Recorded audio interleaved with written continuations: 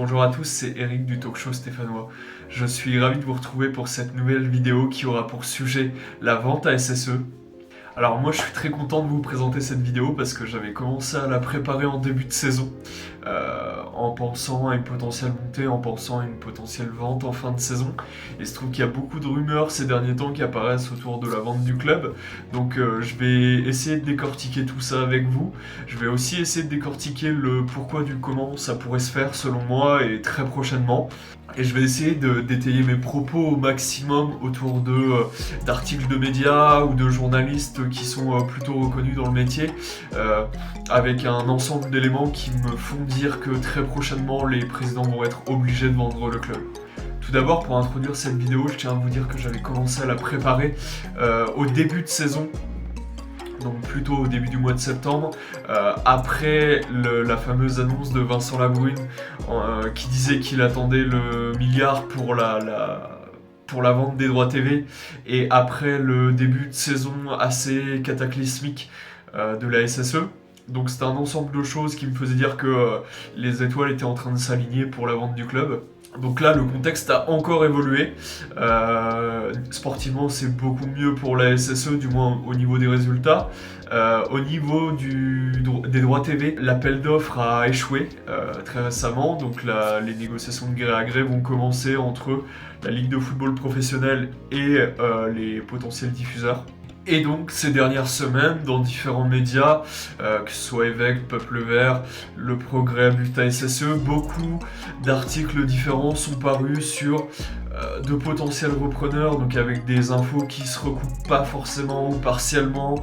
Je vais pas décortiquer en détail les potentiels repreneurs parce que j'ai pas les infos, parce que on sait à quel point ça peut être aléatoire, on sait à quel point les dirigeants sont aussi capables de tout chambouler au dernier moment, voire presque de vendre dans l'anonymat et de l'annoncer au dernier moment.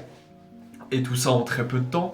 Donc je vais revenir en première partie sur les droits TV et vous parler un petit peu aussi de tout ce qu'il y a autour du contexte financier du football professionnel français. En deuxième partie, je vais plutôt vous parler du club, de la SSE et du côté financier, en avançant les arguments qui me font penser que prochainement les ressources financières du club vont s'épuiser, qu'une nécessité encore plus grande va apparaître de vendre le club.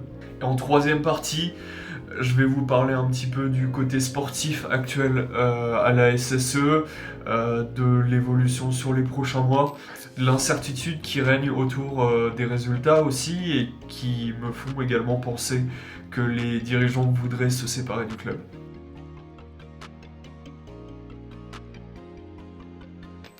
Donc premièrement, en ce qui concerne les droits TV, comme vous le savez sûrement, l'appel d'offres autour des droits TV pour la période 2024-2028 a échoué.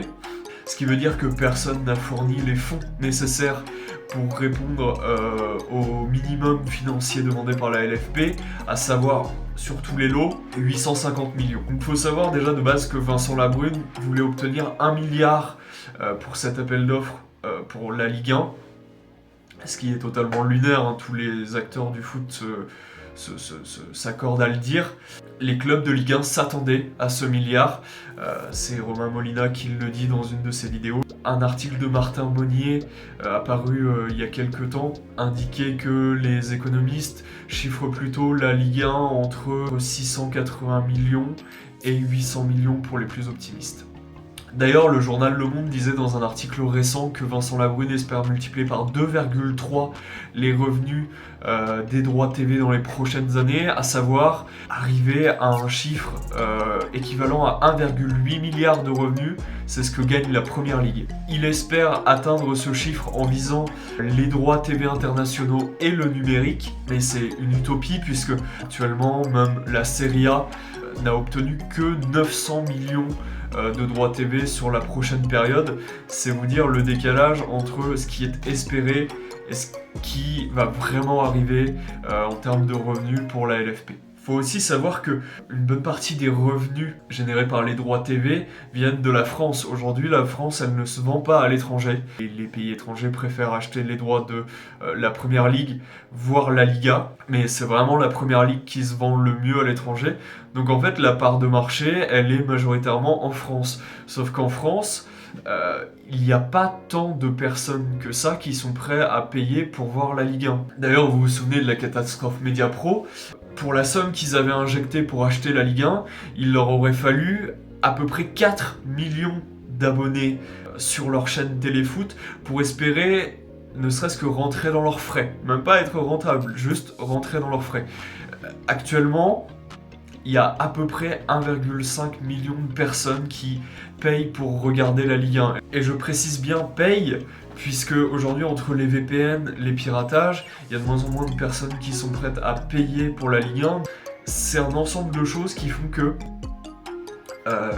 la Ligue 1, sans parler même du sportif, sans parler même du produit, la Ligue 1 en elle-même ne peut pas se vendre actuellement mieux qu'elle s'est vendue il y a quasiment 4 ans. D'ailleurs, pour revenir à Vincent Labrune et sa volonté d'exporter la Ligue 1 et de faire beaucoup de revenus sur les droits internationaux et le numérique, Romain Molina a fait une vidéo où il expliquait que la Ligue 1 se valorise assez mal à l'étranger, que le numérique n'est pas un marché encore très développé, et qu'aujourd'hui, la LFP refuse certains contrats à l'étranger qui pourraient leur rapporter plusieurs millions, plusieurs dizaines de millions, par volonté d'avoir mieux, sauf que le problème c'est qu'à trop en vouloir, ils vont rater ces contrats et en obtenir encore moins. De plus, il faut rajouter, je pense, le petit détail qui coûtera très cher à la LFP.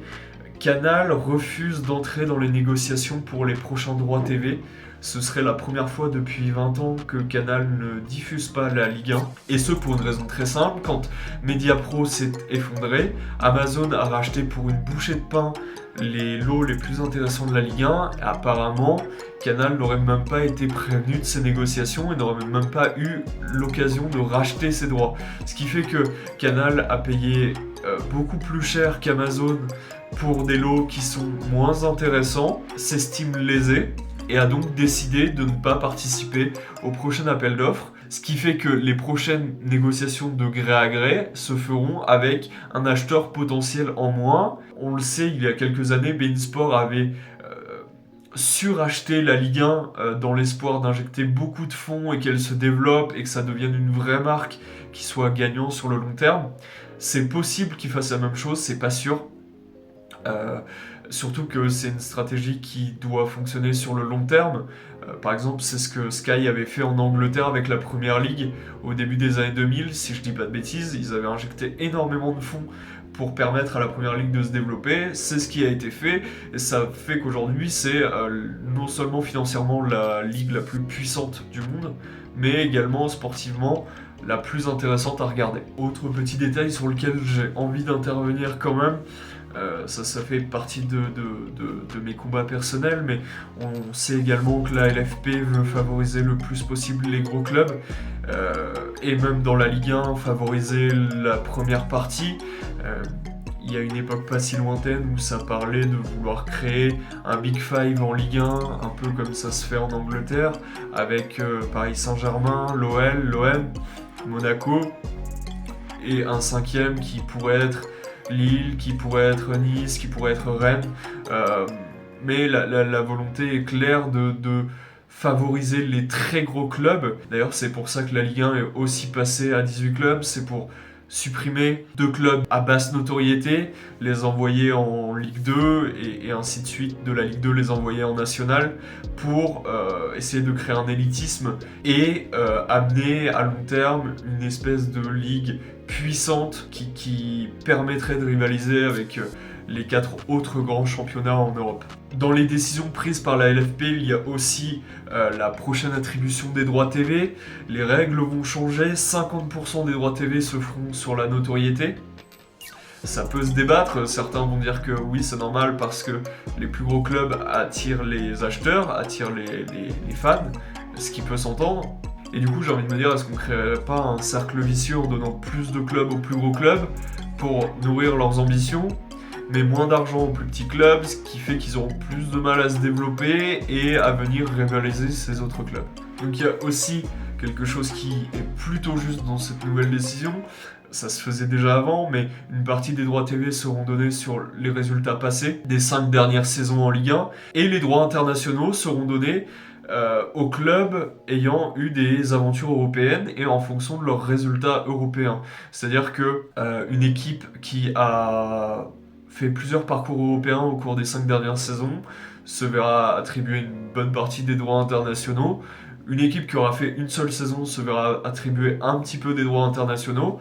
Et le petit détail qui fâche, notamment concernant la SSE, c'est que une équipe qui a participé à une Coupe d'Europe au cours des 5 dernières saisons, mais qui est actuellement en Ligue 2, en National ou encore plus bas, ne se verra pas attribuer de droits internationaux. C'est-à-dire que ça ne concerne que les équipes de Ligue 1. Après, cette partie-là pourrait nous concerner uniquement la saison prochaine si jamais il n'y a pas de montée. Nous n'aurions pas le droit de bénéficier aux droits internationaux de notre participation à la Coupe d'Europe sur la saison 2019-2020. Sur la saison d'après, ça fera 5 ans révolus, donc il ne sera plus question de ça. Et ce qu'il faut savoir aussi, c'est que Vincent Labrune a vendu, il y a un peu plus d'un an de ça, 13% des droits de la Ligue 1 au fonds d'investissement luxembourgeois CVC pour un peu plus d'1,5 milliard d'euros. Donc cet investissement avait pour but officiellement de permettre au club français de se développer. Officieusement, c'était plutôt pour sauver le football français qui était en grande difficulté. Le problème étant que ces 13% seront retirés au club en droits TV chaque saison. Si les droits TV s'étaient vendus 1 milliard, 130 millions seraient revenus au fonds d'investissement CVC. C'est-à-dire que les droits TV n'auraient été que de 870 millions pour les clubs de Ligue 1. Ça, c'est un accord qui a été signé à vie, contrairement en Espagne par exemple où les droits ont été vendus pour 50 ans.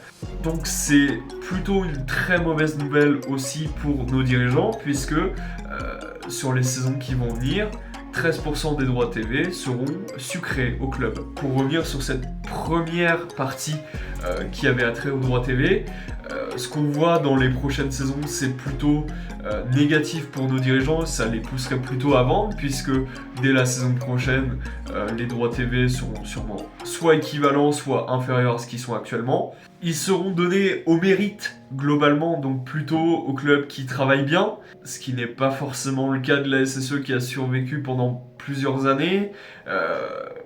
D'une part grâce à Christophe Galtier, puis après grâce à Jean-Louis Gasset. Donc c'est une situation qui n'arrange pas du tout les présidents, d'autant plus que, il faut bien s'en rendre compte, la SSE n'est plus un gros de Ligue 1, et ce depuis quelques années maintenant. On est redevenu sportivement un club lambda de Ligue 1, voire peut-être un club qui va faire l'ascenseur entre la Ligue 1 et la Ligue 2. Donc toutes ces mesures qui ont pour but de favoriser les gros clubs de Ligue 1 ne nous concernent pas. On sera plutôt parmi ces clubs-là qui vont devoir survivre et évoluer avec le moins de revenus que ce qu'on pouvait avoir avant.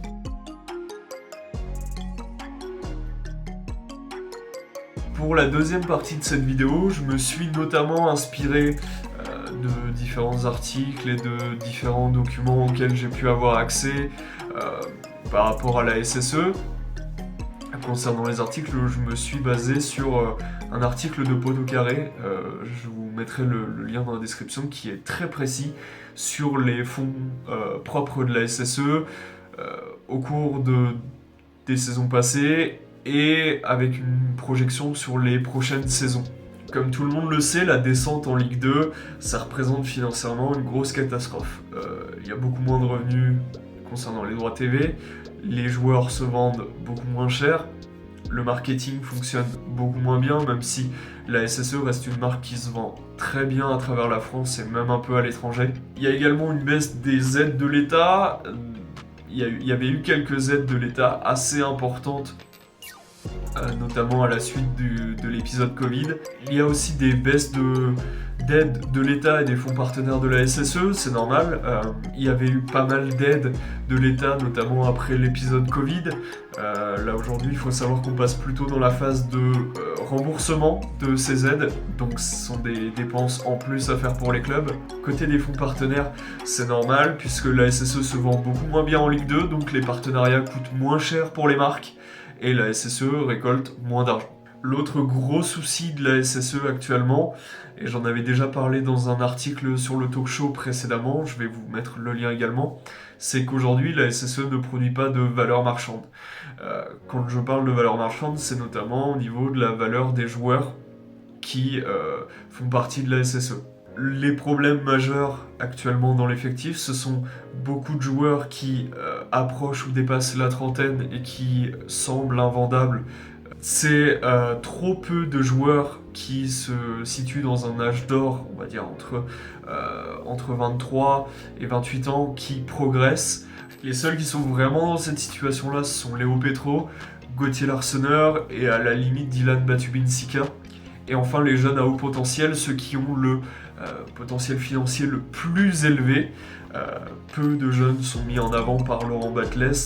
Alors ce ne sera pas le débat d'aujourd'hui, hein, on le comprend pas, mais le fait est que peu de jeunes sont mis en valeur par Laurent Batles. Actuellement, Benjamin Bouchouari est un peu mis en avant. Karim Cissé commence à faire quelques pas sur la scène professionnelle et peut développer une valeur marchande. Ayman Aiki a disparu, Darnell Billet n'est plus au club. Mathis Amougou reste encore en réserve, mais il a eu une grosse blessure en début de saison. Djibril Lotman, c'est pareil. Donc on est sur un effectif qui a vraiment peu de valeur marchande. Et le fait est que si le club ne monte pas en Ligue 1 l'été prochain, il va devoir vendre pour combler les trous, et donc se séparer de Benjamin Bouchouari, peut-être de Gauthier Larseneur, peut-être de Lamine Fomba, qui sont les joueurs qui ont la plus grosse valeur marchande actuelle dans le club, et le problème principal va être de les remplacer. Et on sait le manque d'efficacité de la cellule de recrutement, notamment s'il y a un autre projet qui est mis en place, qui demandera sans doute un recrutement qui sera différent, des idées qui seront différentes, un entraîneur qui sera différent. Ça demandera beaucoup de travail pour la cellule de recrutement qui, déjà en temps normal, a du mal à être efficace. Donc ça laisse un gros flou pour les actionnaires qui peuvent peut-être se dire qu'au sortir de cette saison-là, s'il n'y a pas de montée en Ligue 2, ça va être encore un gros marasme sportif et financier qui va peut-être leur coûter encore plus cher que ce que le club leur coûte actuellement. Le point positif, c'est que la SSE est quasiment sortie de ses dettes qui avaient été contractées au fur et à mesure des années depuis plus de 10 ans, mais qui avaient été surtout importantes avec l'arrivée de Jean-Louis Gasset. Donc aujourd'hui, il reste à la SSE moins de 17 millions à rembourser sur les 4 prochaines saisons, là où en 2019, on était plutôt sur du 70 millions. Et l'autre point positif pour les actionnaires et pour le club dans leur objectif de ne pas trop dépenser, c'est Jean-François Soucas. Il a une mission à la SSE, c'est de serrer la vis, d'empêcher le club de trop dépenser, que ce soit sur les salaires, que ce soit sur les transferts. D'une part parce que lui, il a une prime d'intéressement si la SSE ne dépense pas trop, et si elle passe la DNCG sans encombre, et d'autre part parce que les actionnaires ont vraiment besoin d'avoir un club qui est le plus clean financièrement pour eux ne pas avoir un sou à remettre dedans et pour que le prochain acheteur de la SSE puisse se dire que c'est pas trop dangereux, c'est pas trop un gouffre financier d'acheter le club. Donc vous voyez globalement sur cette partie-là, sur les fonds propres de la SSE, on voit que le club peut survivre encore un an à la limite en Ligue 2 avant que ça n'en coûte vraiment aux actionnaires et avant que ce soit vraiment dangereux, puisque cet été, peut-être la résiliation de contrat d'autres joueurs, les fins de contrat naturels qui vont arriver, qui vont permettre à la SSE de souffler encore une fois au niveau financier. Cependant, je pense que tous les gens qui s'intéressent un peu au club et qui se renseignent un peu sur tous les aspects financiers autour du club se rendent bien compte que la SSE peut tenir encore 18 mois à peu près en Ligue 2, et les actionnaires le savent très bien, ce qui me fait dire que ils vont vouloir vendre le club le plus rapidement possible, et peut-être avant même la fin de cette saison-là. C'est que s'il y a vente maintenant, c'est peut-être le dernier timing auquel les actionnaires peuvent vendre le club au prix fort entre guillemets pour de la Ligue 2 avec un potentiel bonus si monté en Ligue 1 à la fin de la saison.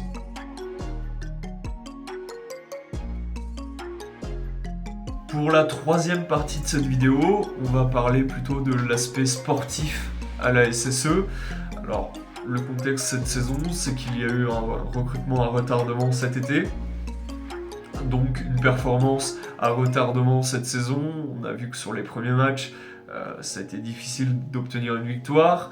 Après, le déclencheur, ça a été la victoire à Caen qui a permis d'emmener la SSE dans une série de 8 matchs sans défaite. Aujourd'hui, la SSE est en course, non pas pour le titre, mais plutôt pour les barrages, plutôt pour, à la limite, le podium. C'est une très bonne nouvelle dans la vente du club, c'est une très bonne nouvelle pour les actionnaires qui peuvent voir l'avenir de manière un peu plus radieuse. Cependant, ce qu'on voit sur le terrain, au-delà des chiffres et du classement, c'est qu'il y a une vraie incapacité de l'équipe à être régulière. C'est difficile de commencer un match en sachant si on a nos chances ou pas, puisque l'équipe peut très bien fournir une bonne prestation et emporter un point du nul ou une victoire, comme produire une prestation insipide et ne pas gagner, ou l'inverse, produire une prestation insipide et gagner, ou produire une bonne prestation et ne pas gagner, et ça, peu importe l'adversaire. Et ça amène un point très important, c'est l'incertitude de la montée à la fin de saison.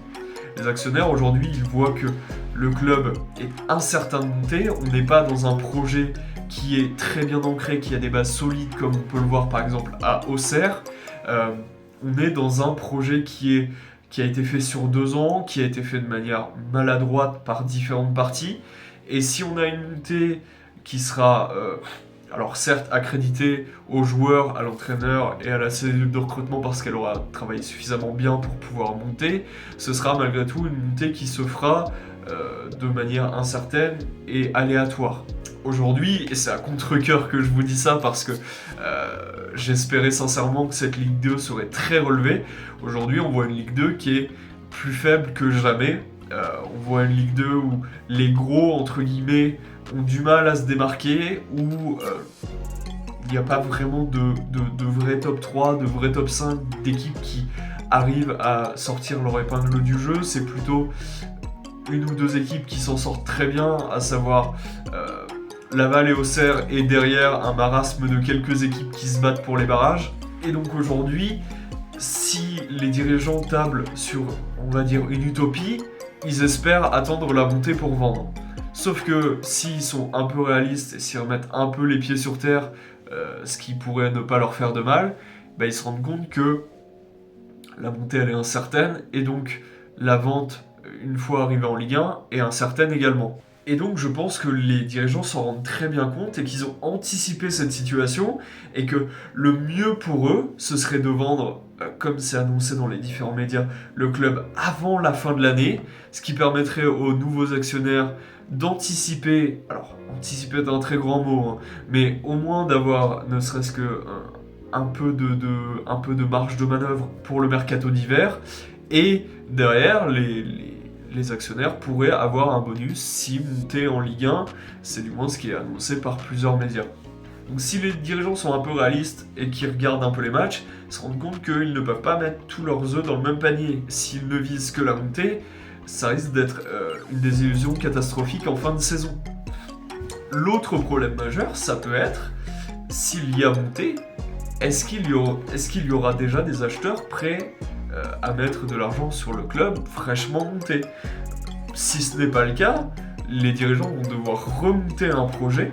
Mais déjà, est-ce que le club a les moyens de se pérenniser en Ligue 1 actuellement? J'en suis pas sûr.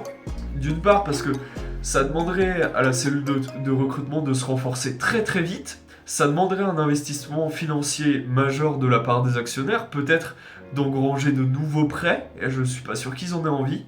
Et surtout, ça demande de refaire un ménage complet chez les joueurs, de rebâtir une équipe en l'espace de quelques semaines.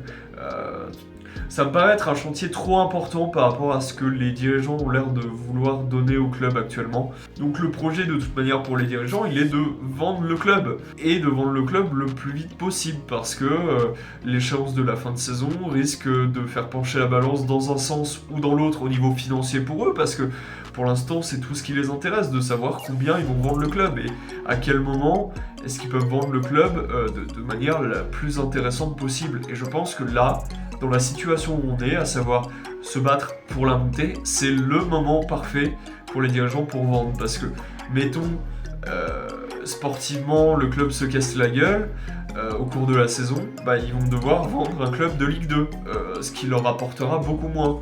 A l'inverse, si le club continue sur sa lancée et continue à jouer la montée, il prendra pas de valeur d'ici au prochain mois. Donc la seule chose à faire pour les dirigeants, je pense, c'est de vendre tant que la situation sportive est positive, d'espérer décrocher des bonus s'il y a montée en fin de saison, mais certainement pas de garder le club encore quelques mois jusqu'à la fin de saison. C'est une épée de Damoclès au-dessus de leur tête et je pense qu'ils n'ont pas du tout envie de ça, ils ont envie d'être le plus confortable possible. L'autre point important sur lequel il faut revenir, c'est que Roland Romeyer a racheté les parts que l'État avait confisquées. Il a une échéance à verser encore pour compléter l'achat de ses parts en juin prochain. La vente du club dès maintenant permettra à Roland Romeyer de ne pas dépenser cet argent.